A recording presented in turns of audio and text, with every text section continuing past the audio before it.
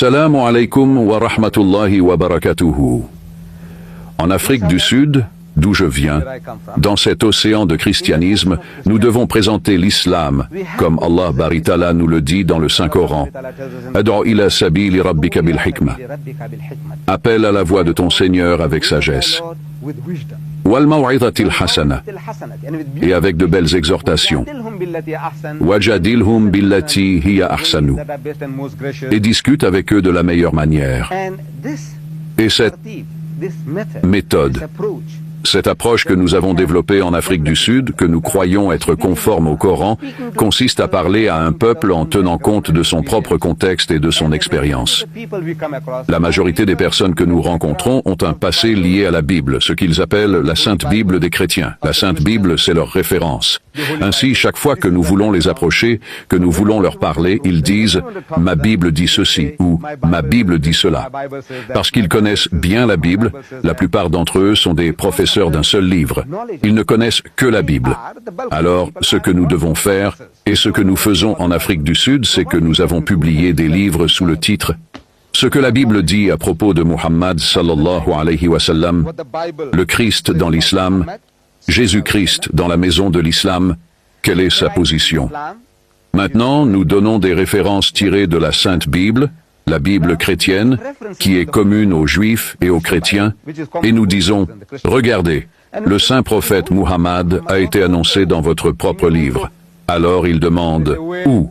Nous prenons notre direction, notre indication du Saint-Coran, où Allah dit, Kul ara'aytum in kana min indillah. Dit, que pensez-vous de ce livre, le Coran, s'il vient d'Allah? Wa kafartum bih, et vous y mécroyez?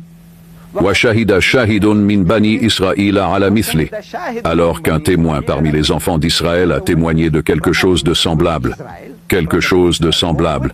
Maintenant, qui est ce témoin parmi les enfants d'Israël qui a témoigné, qui a prophétisé, qui a fait une annonce, basharat, concernant la venue de notre saint prophète Muhammad, sallallahu alayhi wa sallam?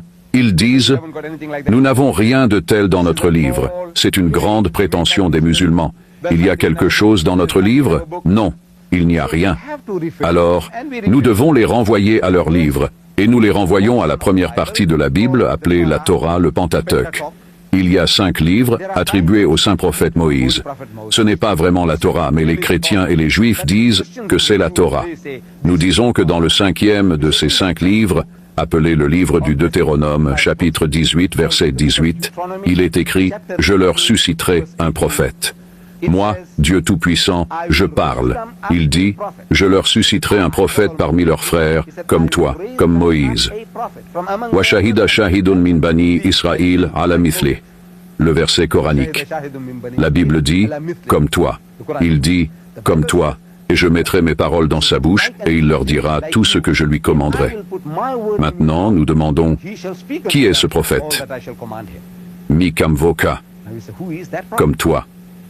Et ce verset, vous savez, quand il est cité en arabe, dans la Bible arabe produite par les chrétiens, par les sociétés bibliques, nous pouvons acheter ces Bibles dans 1000 langues différentes.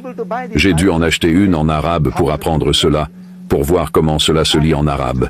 Et je l'ai lu, et je l'ai appris. Il dit, Uqimu lahum nabiyya min wasati ikhwatihim mithlak, wa aj'alu kalami fi famihi fayukallimuhum bikulli ma usihi bih. Et je mettrai mes paroles dans sa bouche, et il leur dira tout ce que je lui commanderai. Wa yakunu anna al-insana alladhi la yasma'u li kalami alladhi yatakallamu bihi bismi ana utalibu. Et il arrivera que quiconque n'écoutera pas mes paroles qu'il dira en mon nom, je lui en demanderai compte. Dans la Bible catholique, les mots sont plus forts. Il dit, je me vengerai, je tirerai vengeance de lui. Allah, dans la Bible chrétienne, promet la vengeance, la revanche. Quiconque n'écoutera pas mon message que ce prophète dira en mon nom, il dit, je me vengerai. Maintenant, nous demandons, qui est ce prophète? Alors ils disent, Jésus. Alors nous questionnons, en quoi Jésus est-il comme Moïse? Et nous présentons notre argumentation et nous avons produit une brochure. La brochure intitulée « Qui est ce prophète comme Moïse ?» Je vous la montre. Ici, cette brochure, voici ce que la Bible dit à propos de Muhammad. Ici, nous vous donnons le verset coranique et le tafsir en utilisant la Bible et nous montrons plus de 15 raisons différentes. Pourquoi cette prophétie, cette annonce, Basharat, dans le verset que j'ai cité, ne se réfère pas à Jésus-Christ, mais au saint prophète Muhammad, sallallahu alayhi wa sallam. Dans cela, nous ne voulons pas dire, nous ne prétendons pas, nous ne disons pas que Jésus n'était pas le Messie. Nous disons qu'il était le Messie, et il y a une centaine de prophéties concernant sa venue.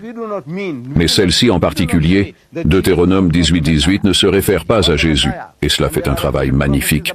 Et cette brochure doit être traduite en zoulou, en afrikaan, et nous apprenons cela.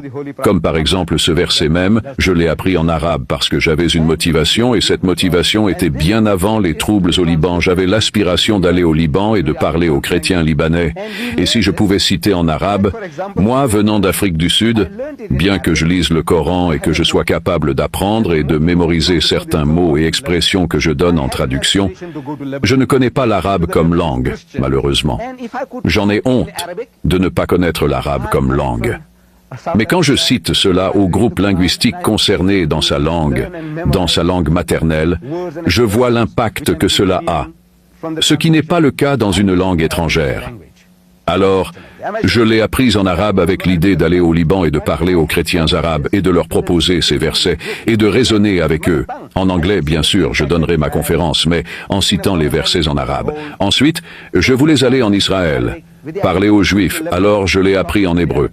C'est incroyable, vous savez. Je l'ai appris en hébreu.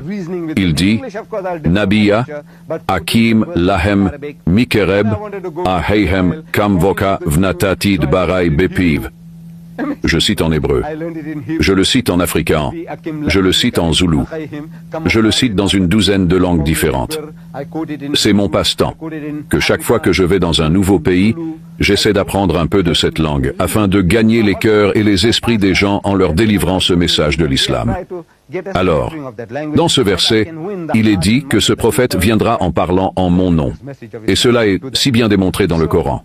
Dans ce Coran en particulier, j'ouvre à la fin où nous avons toutes les petites sourates. Les petites sourates du Coran, commençant par « Et dans cette traduction, chaque page est une nouvelle sourate. » Et j'ouvre la page, par exemple, ici, j'ouvre la page commençant par la sourate An-Nas. La sourate An-Nas, elle commence. Dit « Bismillahirrahmanirrahim » au nom d'Allah, le tout miséricordieux, le très miséricordieux. Page suivante. Bismillahirrahmanirrahim. Au nom d'Allah, le tout miséricordieux, le très miséricordieux. Page suivante. Bismillahirrahmanirrahim. Au nom d'Allah, le tout miséricordieux, le très miséricordieux. Chaque chapitre du Saint-Coran commence par Bismillahirrahmanirrahim. Au nom d'Allah, le tout miséricordieux, le très miséricordieux. C'est incroyable. C'est incroyable que chaque chapitre, chaque page, si vous commencez par la fin en montrant cela aux chrétiens et aux juifs, il dit, regardez, chaque page commence par « Au nom d'Allah, le tout miséricordieux, le très miséricordieux ». Et la Bible dit, « Il arrivera que quiconque n'écoutera pas mes paroles, qu'il dira en mon nom, je lui en demanderai compte. » En quel nom Muhammad parle-t-il? Il parle « Bismillahi Rahmani Rahimi ». Au nom d'Allah, le tout miséricordieux, le très miséricordieux. Et c'est l'accomplissement d'une prophétie à la lettre, au mot près. Et si nous pouvons seulement démontrer cela à nos compatriotes, à nos visiteurs, à nos touristes et à nos collègues de travail, Inch'Allah, vous serez en mesure de faire un travail bien plus efficace, bien plus facilement, si vous pouvez leur présenter le Coran. Wa akhiru da'wahum anil hamdulillahi rabbil alamin.